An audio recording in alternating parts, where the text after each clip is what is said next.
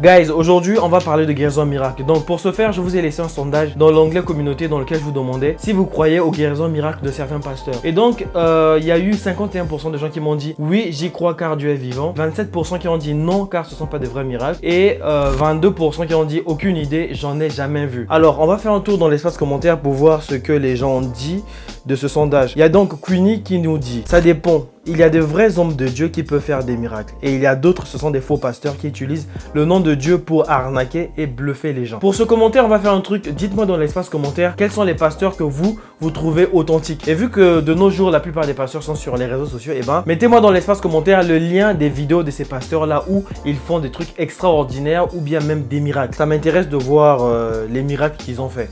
Il y a un autre commentaire de Naïm qui dit pour moi, c'est un effet placebo. Si on dit aux fidèles, vous êtes guéris, évidemment qu'ils y croiront. Et surtout, comment quelqu'un peut guérir au nom de Dieu si Dieu fait grâce à qui il veut? Ça fait réfléchir. Donc voilà, bref, dites-moi dans l'espace commentaire ce que vous pensez de ça. Maintenant que ça c'est dit, let's go to the video.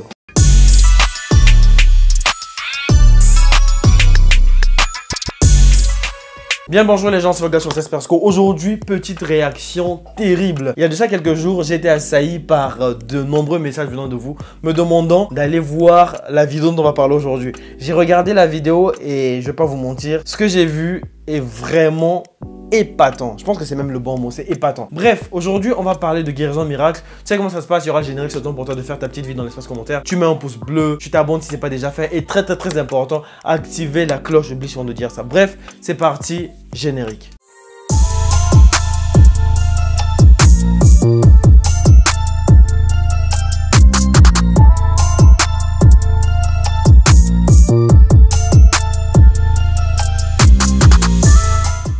La vidéo dont on va parler aujourd'hui est une vidéo extraordinaire et je pèse bien mes mots. Si bien que quand elle est arrivée sur les réseaux sociaux, elle a fait grand bruit. Quand je parle de réseaux sociaux, je vois là Facebook et TikTok. Et le problème avec ces réseaux-là, c'est que les gens ne contextualisent pas. Ils vous postent juste un contenu comme ça et après voilà, c'est à vous de dire ce que vous pensez de ça. À partir de là, chacun est parti de son pronostic. Pendant que certains remercient Dieu en voyant l'image là tellement elle est extraordinaire, et ben il y a d'autres qui disent que c'est de l'escroquerie, il faut pas donner du crédit à ce genre de personnes. Moi, j'ai vu la vidéo et j'ai décidé de pas m'arrêter sur les images. J'ai décidé de faire mes petites recherches sur cette histoire pour essayer de dénicher le vrai du faux.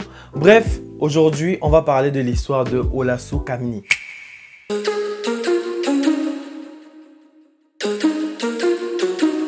Olasu Kamini est une femme de 44 ans, née dans la petite ville d'Ilesha, plus précisément au Nigeria. Elle est mariée et a eu 3 enfants. Malheureusement pour elle, elle a perdu ses 2 enfants quelques heures après l'accouchement. La relation avec son mari est bien. Elle dit qu'il aime tellement qu'il ne veut pas qu'elle fasse quoi que ce soit. Perso, je pense que c'est juste un mec jaloux qui veut pas que sa meuf aille travailler de peur qu'elle rencontre d'autres mecs. Olasu Kamini, ça la dérange pas, d'autant plus qu'elle dit que son mari la traite comme une reine. C'est donc comme ça qu'elle est devenue femme au foyer. Malheureusement pour elle, quelques temps après, elle a perdu son mari et vu que c'était lui qui faisait vivre la petite famille, et ben, elle a vu toute sa vie s'effondrer devant elle. Et comme si ça ne suffisait pas, tous ses proches l'ont abandonnée. Quoique, ayant le bac, Olasu Kamini nous dira que à cette époque-là, le seul travail disponible pour elle, c'était de travailler en tant que vendeuse de nourriture. La souffrance devenue insupportable, elle décide de déménager à Lagos, la capitale. Mais hélas, pas de chance pour elle, juste 1 an après son déménagement, elle perd sa mère et donc obligée de retourner dans sa ville natale pour lui offrir un dernier hommage. Après l'enterrement, elle rentre à Lagos et trouve un emploi dans un restaurant dans le célèbre quartier de Surulere. À partir de là, on peut se dire ok, c'est bon, la meuf a trouvé un travail, elle va se poser. Mais dire ça, c'est pas connaître Olasu Kamini. Car un petit problème avec cet emploi, c'est que elle travaille mais elle n'est pas payée. Le gérant de ce restaurant décide de la payer en nourriture. C'est fou comme ça, mais c'est réel. Olasu Kamini a travaillé 9 ans dans ce restaurant. Et pour vivre, elle a dû compter sur les pourboires que lui laissaient les clients pour s'acheter des serviettes, des savons, des petits trucs comme ça. Au bout de 9 ans à travailler sans salaire, Olasu Kamini a compris que si elle voulait changer sa vie, eh ben, il faudrait qu'elle travaille à son propre compte. Et donc, elle s'est mis en tête l'idée de créer son propre restaurant. Un soir, alors qu'elle marchait au bord de la route, un véhicule a eu une panne de frein sortant de nulle part, lui percutant de plein fouet.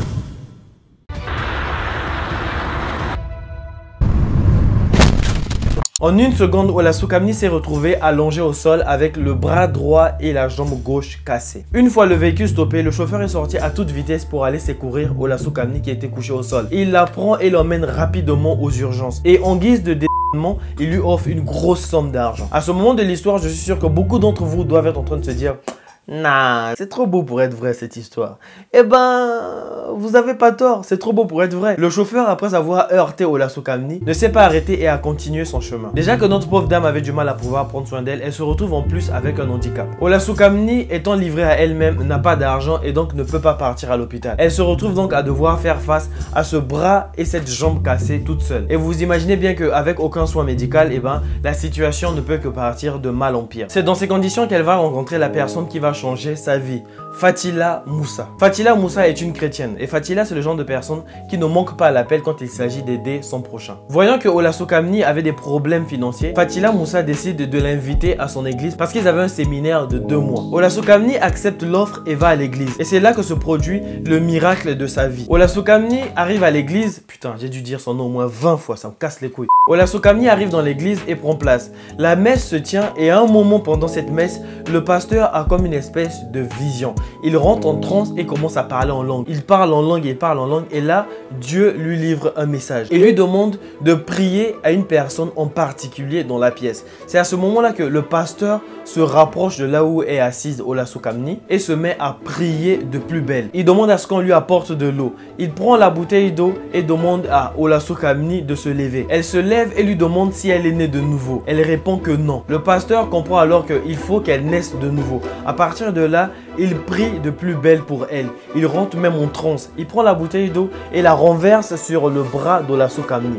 Et pendant qu'il est en train de prier, le miracle se produit. Le bras d'Olaso Kamni qui était recroquevillé comme ça, prend forme et se rallonge devenant normal. Je vous laisse avec les images parce que vous savez ce qu'on dit, une image vaut mieux que 1000 mots. La vidéo est assez longue donc pendant que vous regardez, si le Saint-Esprit vous touche, les gars, n'oubliez pas, abonnez-vous et faites un don pour la chaîne, c'est très important. Mais j'en reparlerai plus tard.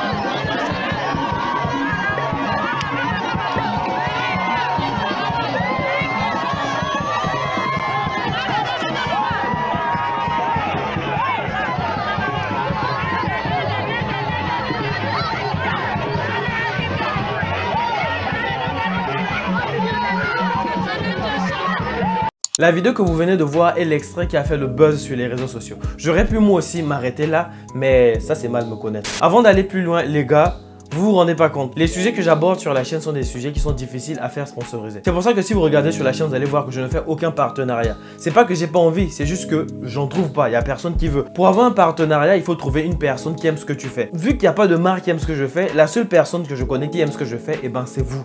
C'est vous qui regardez. Donc les gars, sponsorisez les vidéos. C'est simple, il y a le lien en barre de description. Il suffit de faire un don à la chaîne. Ça coûte, ça coûte à peine un kebab. Donc les gars, offrez-moi un kebab. Juste offrez-moi un kebab, j'ai faim. Bref, j'attends votre kebab. Let's go. Quelque temps après le miracle, les gens sont rentrés chez eux. Olaso Kamni est reparti voir le pasteur et s'est fait payer 9000 naira. Je vous mets le prix là en euros. En vrai, c'est pas grand chose, mais connaissant la situation d'Olaso Kamni, eh ben, c'est une fortune. À partir de là, vous vous posez sans doute mille et une questions, mais vous inquiétez pas, on y reviendra. Petit backup pour comprendre ce qui s'est réellement passé. Voyant que Olaso Kamni a du mal à joindre les deux bouts, Fatila Moussa propose à Olaso Kamni de venir prier dans son église. Et ensuite, elle dit un truc assez étrange. Elle lui dit, tu devrais utiliser utiliser ce que tu as pour obtenir ce que tu veux. Cette phrase va résonner dans la tête d'Olasokamni. Elle décide alors de lui demander plus de précision sur ce à quoi elle faisait allusion quand elle lui a dit ça. Fatila Moussa explique à Olasokamni que son bras n'est pas une malédiction, mais plutôt une bénédiction. Et qu'il fallait qu'elle vienne à l'église pour qu'elle explique comment utiliser ce bras cassé à son avantage. C'est donc après plusieurs répétitions que Olasokamni a pu vous offrir le spectacle que vous avez vu quelques minutes auparavant. À votre avis, que s'est-il passé après ce triomphe spectaculaire d'Olasokamni? Eh ben, si vous n'avez pas la réponse, je vais vous la donner, c'est simple. Olasokamni est allée voir d'autres pasteurs pour continuer à faire ce business. Et une chose est sûre, elle n'a pas chômé.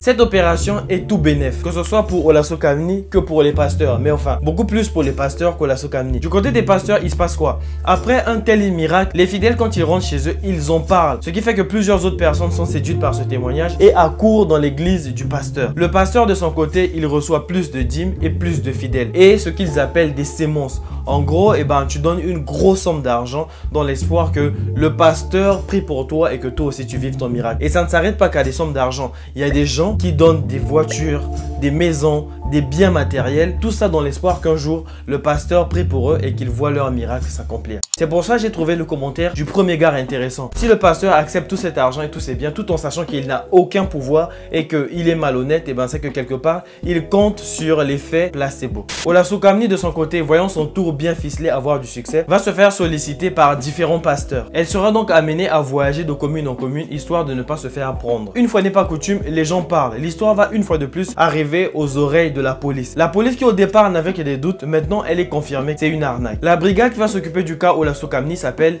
l'IRT, l'Intelligence Response Team. L'inspecteur général de police, après avoir suivi Olasokamni pendant plusieurs mois sans succès, va décider d'infiltrer les églises pour l'attraper en flagrant délit. Olasokamni, ne sachant pas qu'elle était prise en filature, un jour pendant l'une de ses performances, la police a débarqué et l'a escortée jusqu'au commissariat. Au commissariat, on a demandé à Olasokamni si elle avait des regrets pour ce qu'elle a fait. Elle a dit « J'ai perdu ma conscience car la souffrance a affaibli mon sens du raisonnement. J'avais besoin d'argent pour soigner ma main et tout le monde m'a abandonné.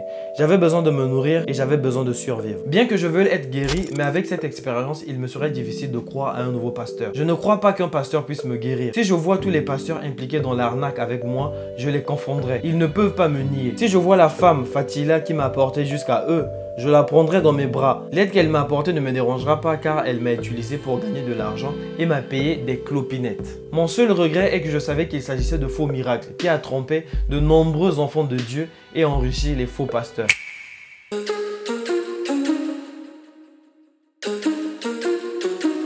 Pour cette partie de la vidéo, j'aurais besoin que vous soyez concentrés parce que j'aurais besoin de votre avis. En fouillant dans la vie de cette femme, je suis tombé sur une information complètement folle. Est-ce que pour vous, vous pensez que c'est l'œuvre de Dieu ou au contraire, c'est fake ou même c'est juste un accident comme tout autre? Je mettrai le sondage dans l'onglet communauté, donc allez-y voir ça, j'aurai besoin de votre avis. Son père, apprenant que sa fille avait été utilisée par des pasteurs pour réaliser de faux miracles, a eu une attaque. Il a fait une crise vasculaire cérébrale, ce qui l'a tué net. Officieusement, on ne sait pas combien de prestations a donné Olasokamni, mais officiellement, on sait qu'elle en a donné peut-être 3. La première prestation, elle a gagné 9000 naira. La deuxième prestation, elle a gagné 7000 naira. Et la dernière, elle a gagné 10 000 naira. En vrai, ça fait pas beaucoup.